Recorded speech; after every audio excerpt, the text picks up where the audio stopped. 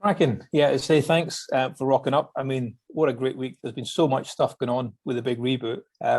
Just to be part of it's great fun. So hopefully tonight's session will give you something to take away as we're all getting back to talking about races rather than talking about restrictions.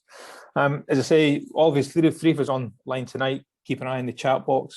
When we start the presentation, I'll minimize all your faces and names. So again, I use the raise hand function, stick it in the chat box. We'll have natural breaks, but if you've got a burning question, feel free to unmic yourself and shout it up. Want this to be as interactive as we can because it is that time of night. It is getting dark outside. We're all getting a bit sleepy. It's much more of a quiz. So if I can use the show of hand function, the raise hand function, just give an indication if you've had a clean sport input in the last couple of years from any sport, any organization.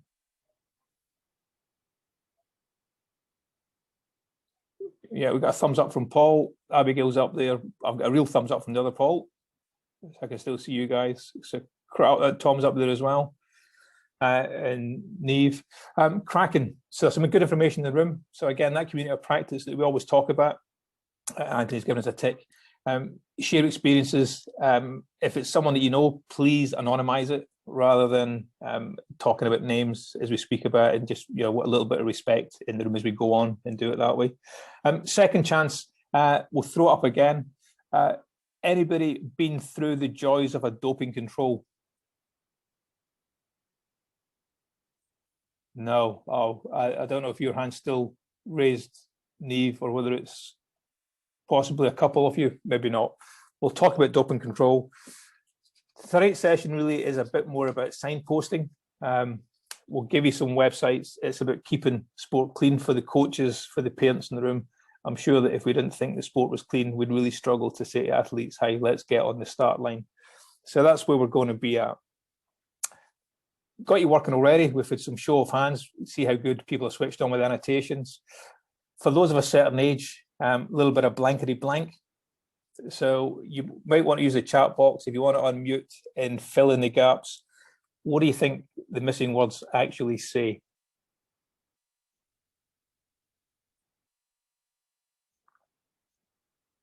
Have we got anything showing up in the chat box, Pete?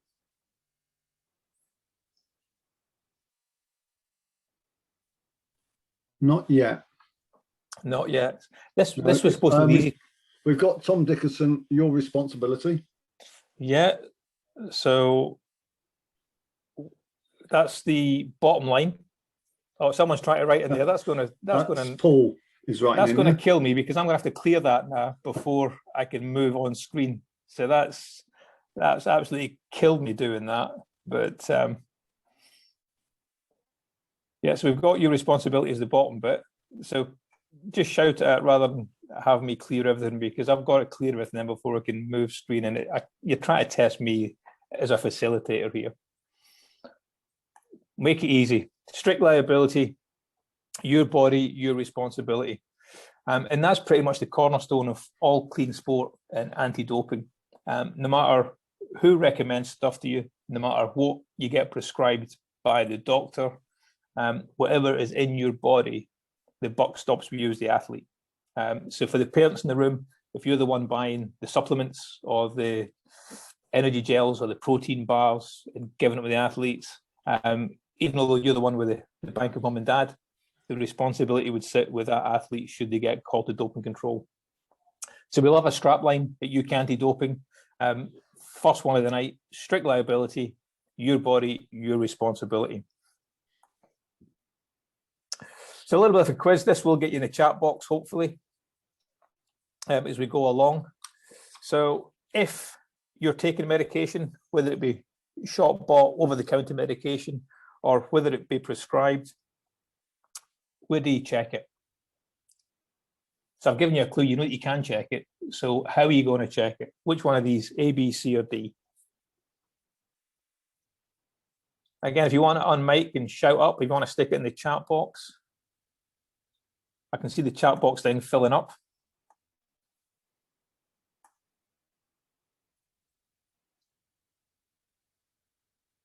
So we get some A's, which is the WADA code, I think. We've got some B, which is global draw. I've lost my mouse, so I'm struggling all over the bit. What's the favourite answer, Peter? Yeah, you're on mute, Pete. Sorry. Sorry. I would say that the favourite answer looks like A. Oh, the word code. So for one of you that shouted up A as being the answer, do you want to unmute and tell me why A is the right answer? I didn't recognise the other ones, Scott. Yeah, no worries. Simple That's as fine. that. WADA is the one I'd sort of spot straight away, but I was a bit unsure because that could be just the handbook what gives you the code rather than the actual test facilities. But yeah, that's great, Paul. Thanks for sharing. That's good stuff. I know we had a couple of B's in there. As someone who put B down, if you want to unmute and shout up why you think B is the right answer.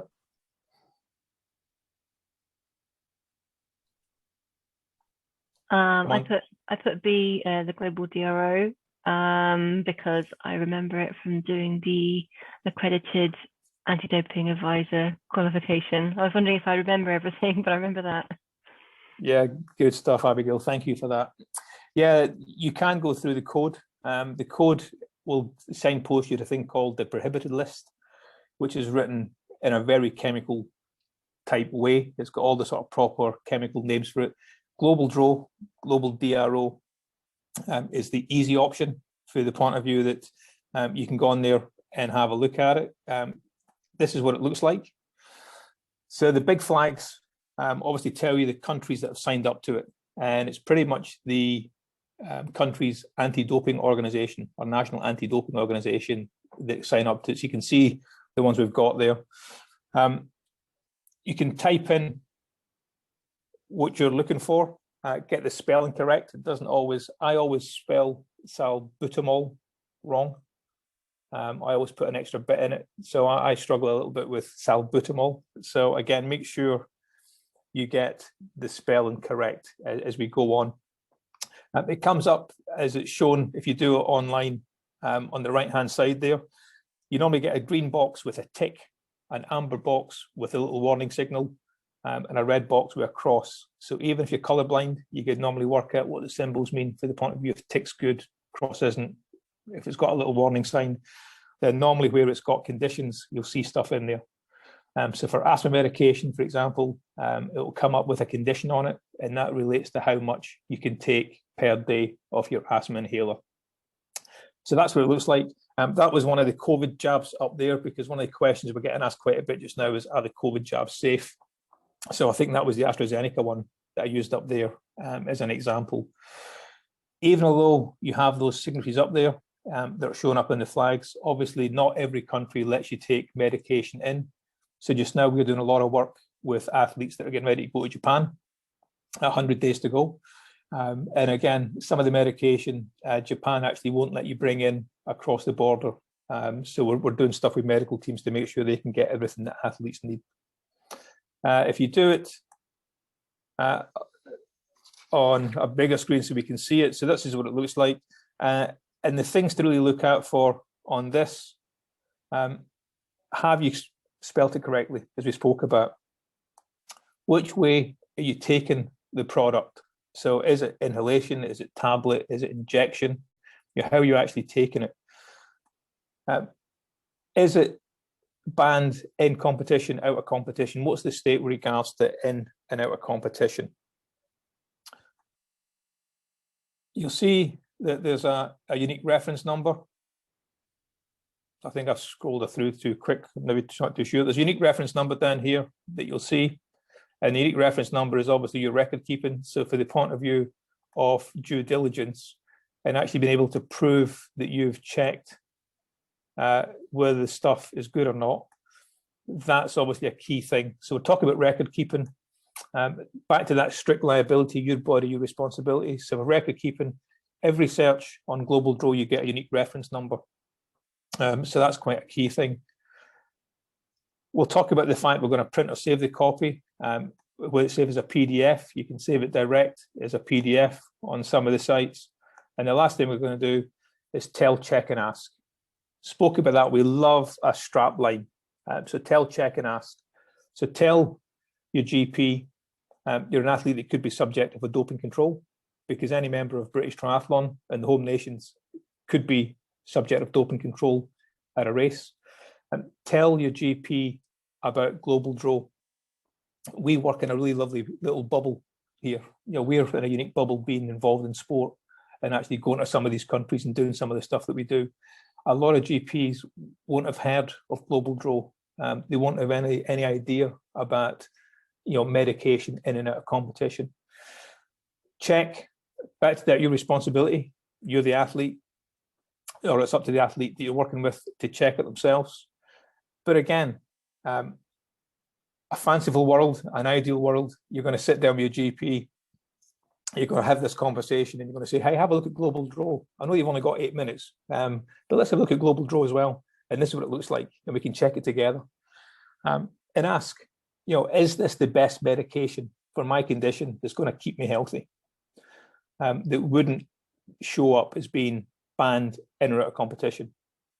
The main thing with any medication, though, is we need athletes to be healthy. So don't, if you do a check on your meds and it comes up as being red, don't stop taking your meds. It goes without saying. It's like, Peter was saying at the start, it goes without saying, don't swim, bike, or run when you're listening to a webinar. Don't stop taking your meds. If you've been prescribed that, you need that to stay healthy. We need athletes to be healthy to get you to the start line. And we'll talk about therapeutic use exemptions and how, if you have got something that's showing up as being banned or prohibited in competition, how we can work with you to make sure that you can still take that and that's not a problem. So again, open up the mic, stick it in the chat box. Your athletes, athlete support personnel, when is in competition? We're talking about stuff being banned in competition. When is in competition?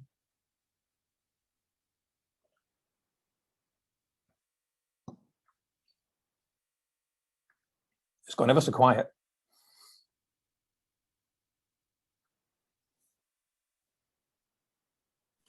We've got an answer from Lee in there the day before. I think we're challenging them tonight. It's getting past people's bedtimes. I think race day, 3 months either side. Another race day on a permitted event. A certain period before race day through to past, and 48 hours is another one. Yeah, the in competition. It used to be 24 hours before your competition started. 12 hours, correct myself, 12 hours before your competition started. So if you're racing at 10 o'clock in the morning, it was from 10 o'clock at night. It all got a little bit complicated. People made mistakes. I just have. So it's much easier now. It's 11:59 the night before. So 23:59, 11:59 p.m. So 1 minute to midnight the day before your race starts. And race competition period finishes if you cross the finish line and you walk out through the chute and you've had your timing chip taken off you and no one has walked up to you and said, hi, my name's Scott Murray. I'm a doping control officer from UK Anti-Doping. You've been selected for a random test. That test will be a urine sample or a blood sample. Can you come with me to doping control, please?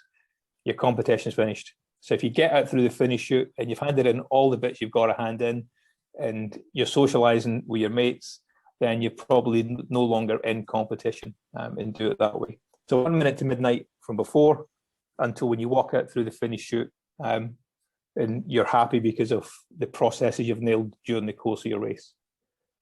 Any thoughts, comments on that?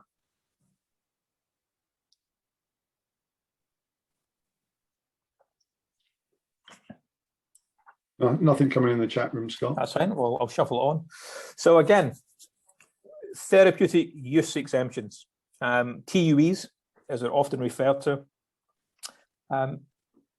Sometimes you think it's a little bit difficult because you read about some of these big sports and big teams that have got millions of dollars sat behind them and they don't always get their paperwork and their admin right with regards to TUEs. Out of all the stuff up on the screen, and again, I'm going to make you work. I know it's that time of night, but I'm going to keep you working. Either unmute, shout it up. Which ones do you think you would need a TUE for? So if you're looking to get an exemption because you're taking medication that you need to keep healthy, or which ones do you think you're never going to need a TUE for that? You can go and buy that stuff anywhere. So again, just a couple of minutes, stick it in the chat box. We'll make Peter work a little bit. Shout it up, unmute your mic. Feel free to, open up, see how it goes.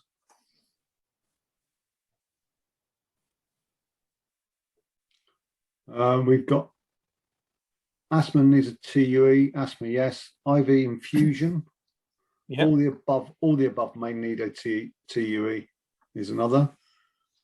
IV infusion yes, potentially all from Kim. Yes, yeah. Who thought this time it was advertised it was going to be a quiz? Joe's put down IV, asthma, and migraine. Yeah. This might be causing a few migraines. So the green ones do require a TUE. So you nailed it. Asthma, yes. IV infusions if it's above a certain amount. And I'm sure that for those from a football background, I remember Sammy Nasri. Sammy Nasri went to a company called the Drip Doctors and posted on social media. Here he was getting an IV infusion. Ryan Lochte went for a date night with his partner. And again, they were both sat back on loungers with great big bags of IV pumping stuff into them. So if it's an IV infusion and it's outside of hospital and it's above 100 mil, you're going to need one. So if you go to a company called the Drip Doctors and they're doing it in the hotel, you're going to need one. So asthma, we spoke about. ADHD. ADHD has got a specific therapeutic use exemption. So again, that's a specific medication. Asthma has got a specific TUE, and then pretty much every other medication is dropped under it. IBS, again, if it's an anti-inflammatory steroid treatment, which is quite common, then you probably will need it if it's within the last 2 weeks of your last dose. Food poisoning we've put up there in amber because, again, some of the oral hydration products that you take could drop into supplements or it could drop into medication. So that's one of those things where, again, it's either or. But generally for insect bites, anxiety, migraine, you wouldn't be looking to get a TUE. Now, does that make sense? Because this is obviously, quite a lot of athletes that I see in the academy have got asthma inhalers, quite a couple that have ADHD medications. This is obviously one of those, topics that we tend to talk about a bit. Any thoughts, comments on TUEs?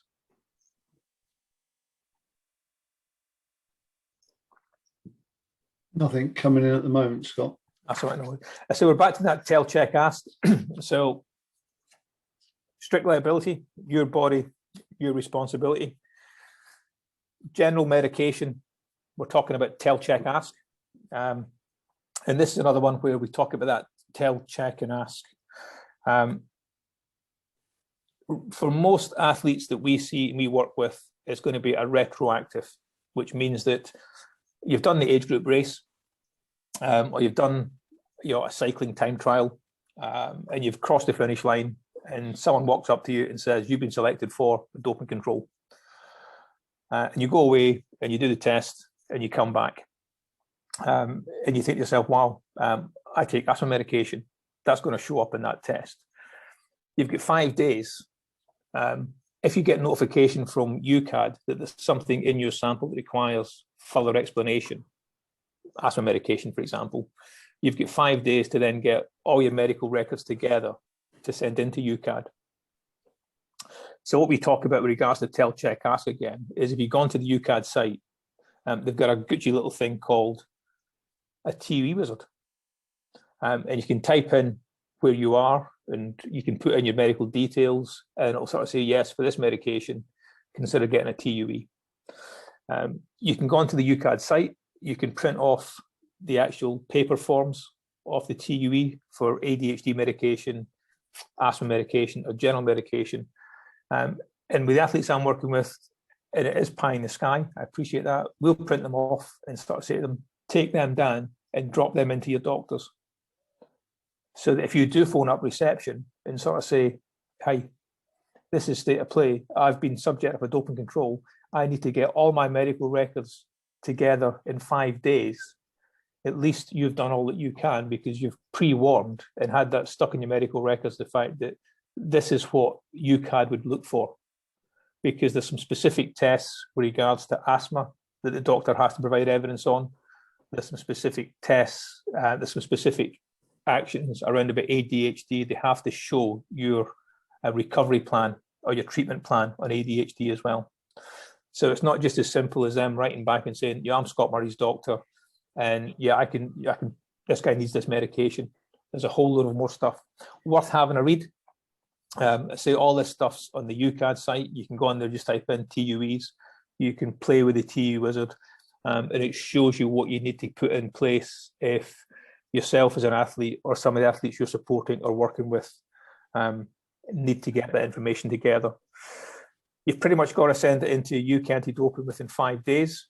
UK Anti-Doping send it out to 3 subject matter experts that are independent from each other, and they'll look at it and sort of say, well, this doctor says that Scott Murray's taking brand X medication.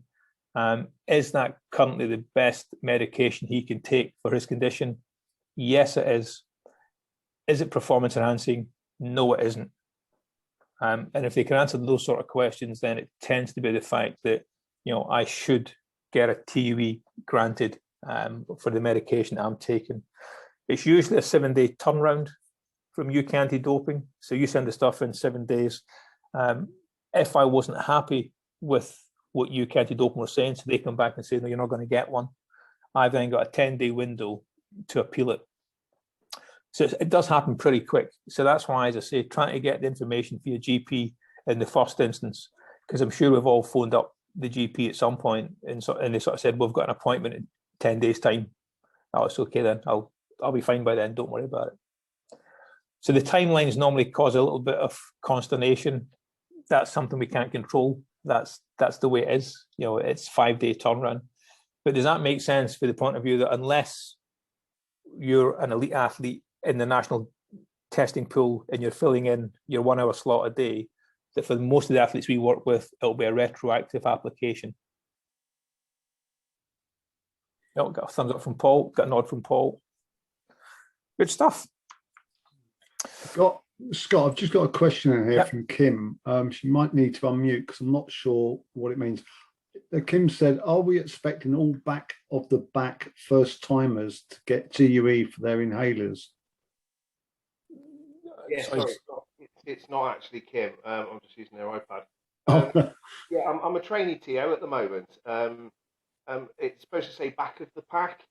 So, I mean, obviously a lot of people have got asthma, and there's going to be a lot of first timers that have got no idea about anti-doping. So are they likely to get stopped and have to get TUEs? They won't have to get a TUE unless they've actually been called through doping control. So they don't have to get it in advance. It'll be after doping control, and it'll be after they'd had notification from UCAD that there was something in their sample that required further explanation. Any athlete could be subject to doping control. So, for example, Fred Smith phones up and sort of says, "You want to see Scott Murray? I've just seen that guy. He's been in lockdown for 12 months. He's come out, and the guy is put on about 10 kilos." Now, to be fair, that's true in my case, but it's probably cake. It's not muscle mass. But, if you're in a situation where there was some targeting testing going on, it wouldn't matter whether you were podium or whether you were, second last. So if UCAD have got sufficient information to do a targeting test, then yeah, it could well be that no matter where you finish in the race, you're subject to doping control. Yeah, and they'd have to get them retrospectively. Yeah, I say for the majority of age group athletes, for the majority of athletes, unless you're funded really, it's going to be the fact that you've been through doping control, you've come back, they've said something, you've then gone to your GP and said, look, I need this stuff now. As I say, not all GPs are happy to take a copy of a blank TUE form and say they know what they've got to do. But it's just at least you've done everything you can to try to speed up the process. Scott, will they actually highlight what the issue is, or will they keep it that you've got? It's normally the fact they'll come back and say your salbutamol, asthma, your salbutamol levels are above the permitted limit. That's a masking agent, or it's a bronchodilator. Do you wish to accept a ban, or do you want your B sample tested and you want to argue it? So they will tell you the reason you've triggered off what they call an analytical adverse finding. Yeah.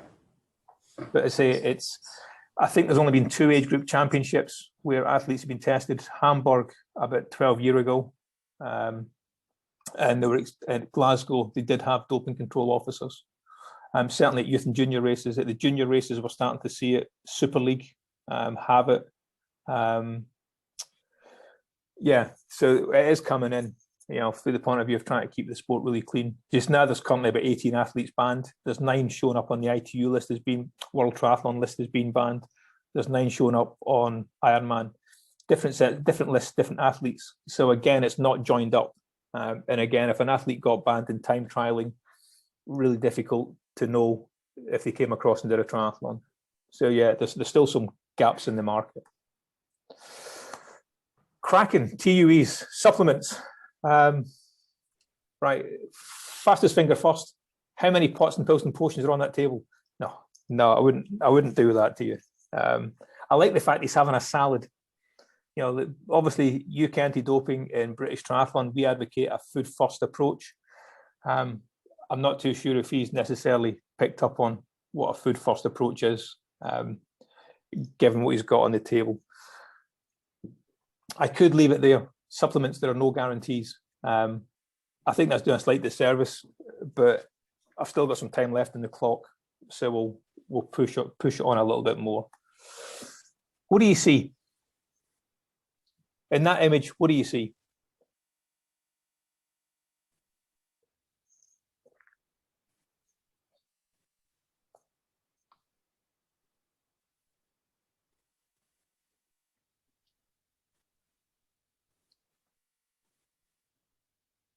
You have anything from Easter Island head, painting a wall, face.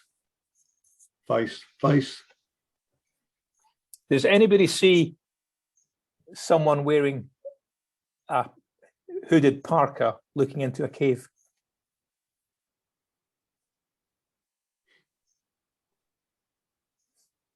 So I can see the Easter Island head looking that way. Does anybody see someone looking into the cave here? That's their head.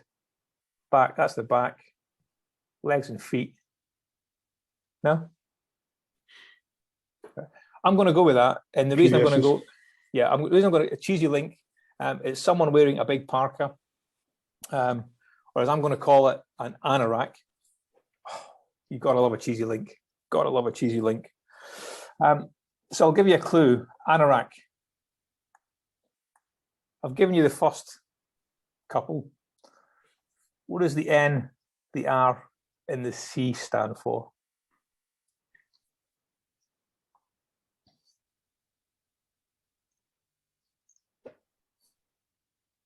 Again, feel free to shout it up if you don't want to stick it in the chat.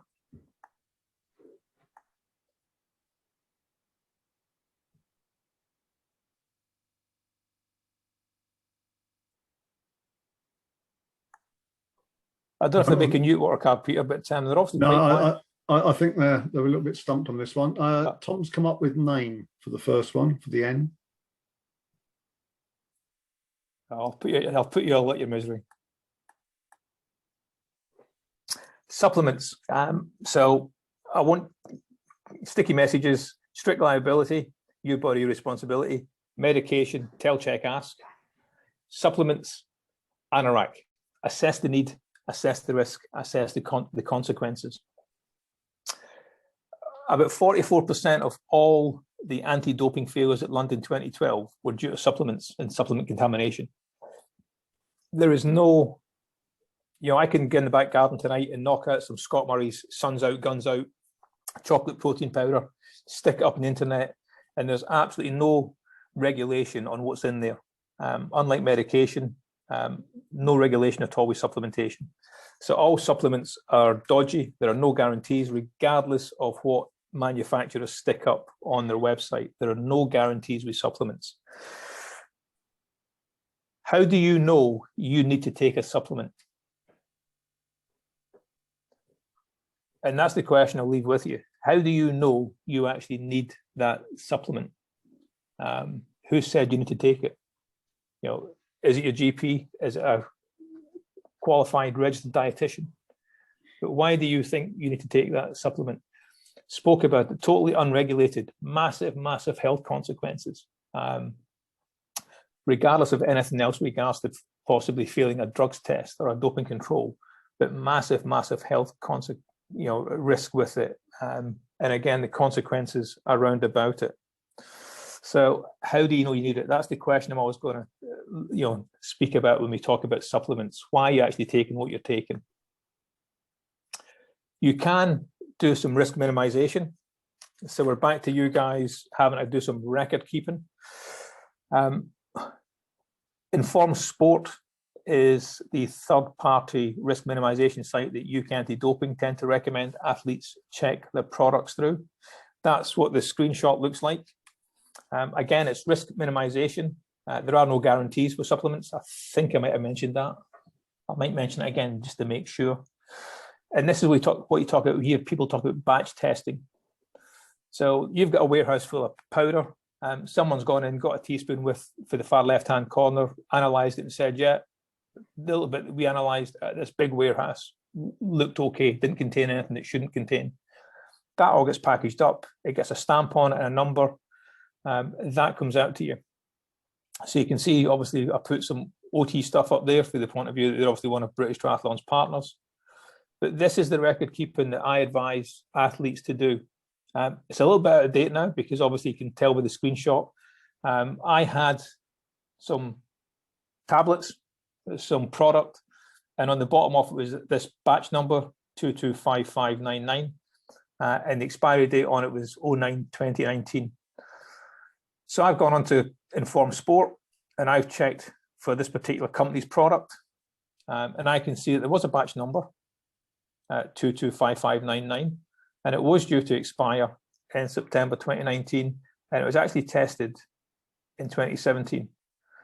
I've taken a screenshot as to when I went on Informed Sport, and you can see time and date up there, and being ever so paranoid about making sure my record keeping is just so. On the same day, you can see my calendar's highlighted. I've actually taken a screenshot. So I can say that on the 26th of February, I checked my product on Informed Sport, and that product had gone through a risk minimization and batch testing, and I can prove the batch number I had in my hand was the batch number that was on the screen. That might be a little bit faffy, but if I'm looking at a 4-year ban because the product I've got hasn't gone through batch testing, or that's the only thing I take and that's what's tripped adverse doping control, I'm going to spend a couple of minutes taking a photograph. Does that make sense? Any thoughts, comments on that? Would athletes have any recourse if they had done this process, but there was still found to be something, in their sample that was amiss? Surely, yeah. They could argue it down from 4 years. So the general starting point for a anti-doping rule violation is 4 years. Mm-hmm. And certainly for something in your system, it's a 4-year starting point. They could argue it down by saying, look, I took I did everything I possibly could with regards to risk minimization. Mm-hmm, but it'd be up to the athlete to argue it down. Yeah, right. So they would still get a ban, but it reduces it basically. Yeah, they may not get a ban. They could take it down. It normally drops down to 2 years, and then it's a matter of arguing it down again, sort of saying, well, there was no performance enhancement. What more am I supposed to do with it? Mm-hmm. There's a lot of big companies out there don't have their products on Informed Sport, and that's when it becomes a bit more difficult for the athlete, particularly for sponsored athletes. So I won't name brands, but there's some brands where it may well be the athlete's got to get involved in an email chain, and it's high. I bought some Scott Murray's Suns Out, Guns Out protein powder. I've checked for it on Informed Sport. I can't find it. Can you send me through your batch testing certificate? Mm-hmm. And I'm not going to name names because the next thing that happens is obviously some big brand companies trying to sue me for loss of earnings or what have you. But I think it's just that awareness. But it comes back to, why am I taking it? Why are you taking that product in the first place? Can you get that from food? Mm-hmm. And I appreciate that for some athletes that are swimming at 5 o'clock in the morning and then going to college, going to school, going to work, it's easy sometimes to have liquid calories or a bar rather than a bowl of porridge that's cold. But yeah, good question. Thank you. Thank you. So supplements, no guarantees. I think I mentioned that. But we can do some risk minimization wrapped around about it. And as you spoke about there, we can hopefully, if you've done your due diligence, because that's what it is, it's due diligence, to take it into legal terms. So we've got a couple of minutes left to keep you guys ticking on. I'm not going to let you get away early tonight and do it that way. So rearrange, this is doping control we're on now, in case you hadn't. Obviously, I thought it was quite obvious the fact that someone's got a pot in their hand and they're going to the bathroom. Doping control, spoke about the fact that any age group athlete can be called into doping control. Just as we've got swim, T1, bike, T2, run, finish, pizza. I think that's the order. Doping control has got a set sequence as well that we've got to get through. So have a play. This might be an easy one to shout out rather than try to type it in the box. You've been making Peter work quite hard tonight with regards to putting stuff in there. So if you want to, shout it out with regards to what sequence you think the letters should go in, feel free to do it. Or if you want to stick it in the chat box, stick in the chat box.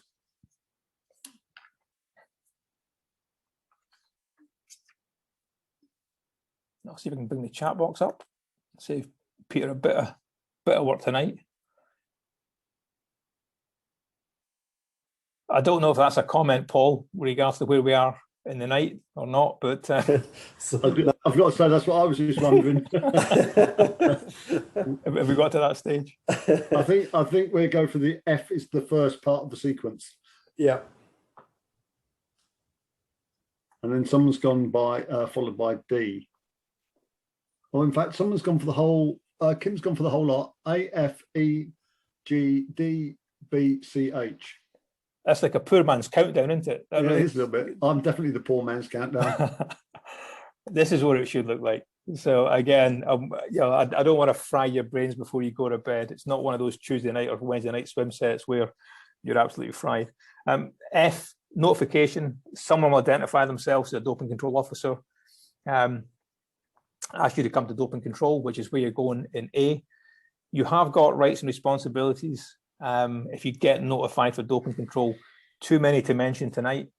So again, it's one of those signposting things. Know your rights as an athlete that's been called to doping control.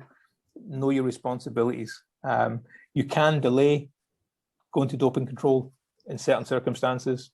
Catching up with your mates isn't one of them, I'm afraid. So you're going to go to doping control. You're going to pick a collection vessel, which is a big blue thing with a big blue lid. You'll be offered at least 3 collection vessels and at least 3 lids, all sealed up, and you pick which one it is. You'll go to give your sample. There'll be someone with you. We have to watch uninterrupted flow of urine leave your body and enter the collecting vessel. So it can be a bit embarrassing, but that's the way it is. You'll bring your pot back. You can see it there in the bottom left-hand corner of the picture B with the blue cap on it and the apple juice in it. And you'll be offered 3 other boxes, which you've got your A sample bottle and your B sample bottle. You will split the sample, as can be seen there in picture C.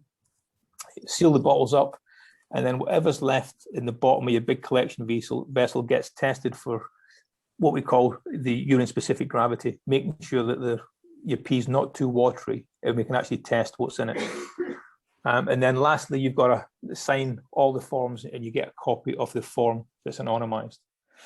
Getting back to supplements, getting back to medication, one of the boxes on the form is the fact that you have to fill in what you've taken in the last 7 days, medication and supplement-wise. So that aspect of being able to spell your medication, knowing that it's an adult asthma inhaler and it dispenses 100 micrograms per puff, that it's a particular brand of protein bar. I'm sure that if I put you in the spot tonight and said, can you remember all the supplements, all the medication you've taken in the last 7 days, it might fry your brain totally. So again, that aspect of this is what you need to know as you get towards doping control. So you can see that all the stuff we've done around medication, all the stuff we've done around supplements, it could lead to this part of doping control. You can have a lot of people present in doping control. Lead DCO is your doping control officer. Your DCO is your doping control officer. Your BCO is your blood collection officer. Man, it's just all jargon. This anti-doping stuff is just all dark jargon. Your chaperone is like a doping control officer that doesn't do the paperwork. Your athlete representative, an interpreter. You could have someone there from WADA, and you could have someone there from World Triathlon. I've stuck athlete representative up there in green because the advice to every athlete from UK anti-doping, from British Triathlon, is take a representative into doping control with you. All the age group team managers have to do the advisors course, so they should be fully aware. There's been a big revamp on the e-learning hub for UK anti-doping, and there'll be another course coming out soon that isn't quite as got as much content as the advisors course, so that's looking good as well. So you're probably going to have a DCO, a chaperone, and your athlete representative there. But if you get called to doping control, take a representative in with you. It's one of your rights. Take a little bit of time, find someone. You can ask to have someone with you and take them in, because it's just, you can be sat there for hours and it's somebody else to talk to, and it's someone else got a fresh set of eyes. I'm getting close to that time of night. I can appreciate it. I can appreciate the fact that you guys are still hanging in there. So I'll check to see that we're all still awake. Any thoughts, comments on who can be present in doping control? Scott, if someone's under 18, would you'd expect a parent to be there or not? Under 18's a special group. If they haven't got a parent, what would happen is they would put two chaperones to protect the chaperone and protect the athlete. But again, certainly around about the National Super Series, most of the academy coaches will have gone through doping control in the last 2 years. And obviously, certainly, if there's a South Central race or the South Central athletes Namabat, I know that all four coaches at South Central have gone through the accreditation process. So yeah, it doesn't have to be a parent, could be anyone else that's over 18. Yeah. Good, thank you, I like that. There is one question that's come in actually from Tom. In regards to COVID protocol, are there any changes? I've already heard one change with regards to viewing. I don't know what you mean in regards to viewing, Tom. No. Do you want to open up, Tom, just to clarify? Yeah, so in terms of, obviously that's face-to-face, are there any changes over this season with regards to, obviously, social distancing and that sort of element? We wear PPE. So what's happened there is the fact that all UCAD doping control staff have got to provide weekly lateral tests, 2 tests a week to show we're negative. And we actually go in wearing full PPE. And just now, to be fair, the majority of tests we're doing are still urine rather than drawn blood. But yeah, great question. Thank you. Thanks very much. Thanks. So good stuff. Hey, you guys are still there, still asking questions, and thankfully not too awkward ones, which is quite nice. Everything we've spoken about is on the 100% Me app. British Triathlon have got a dedicated front page to it, as you can see there. So we could have just told you to go and get the app and saved you 45 minutes tonight, but that'd be way too easy. So get the app, put it in your phone. It doesn't take up a lot of space. It takes about the same amount of space as a photograph, maybe a couple of photographs. Everything we've spoken about is on there. You can either scroll up and down and you'll get all the links to Global Draw, Inform Sport, or you can use the drop-down menu up in the right-hand corner. Obviously, we're getting towards 100 days out.